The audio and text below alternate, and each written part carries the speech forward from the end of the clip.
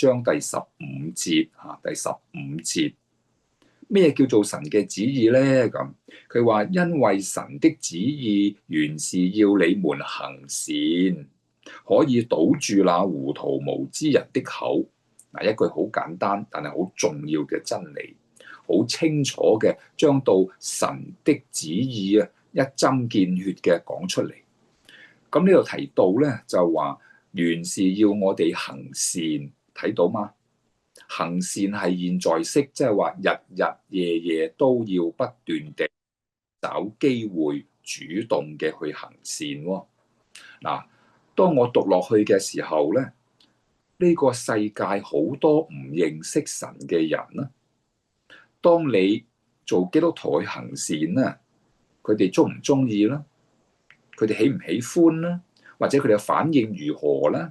嗱，未認識神嘅人咧，聖經描寫咧，佢係無知嘅，佢哋係糊塗嘅。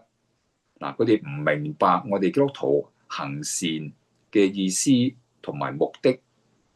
但係我哋必須咧，要係努力嘅去做好事，然後你要話俾人聽，因為我係信耶穌，因為我要榮耀神，因為我要用我嘅生命影響別人，希望佢哋能夠與我哋同得福音嘅好處。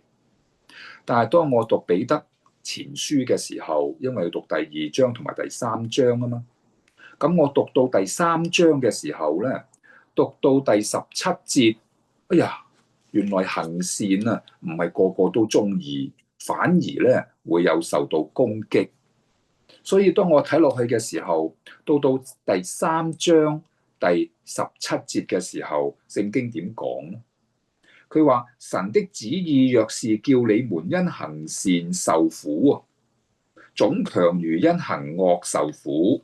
好啦，我睇完呢度就話，原來神嘅旨意啊，當我哋行善嘅時候，頭先喺2章15節啊嘛，行善之後咧，要堵住嗰啲糊塗無知人嘅口。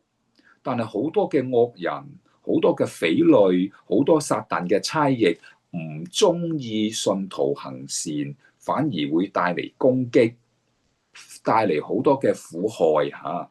但係我哋驚唔驚？怕唔怕？弟兄姊妹，你要知道嚇，因行善受苦啊，總強如因行惡受苦。行惡受苦咧就係理所當然嘅，行善受苦就係話唔應該嘅。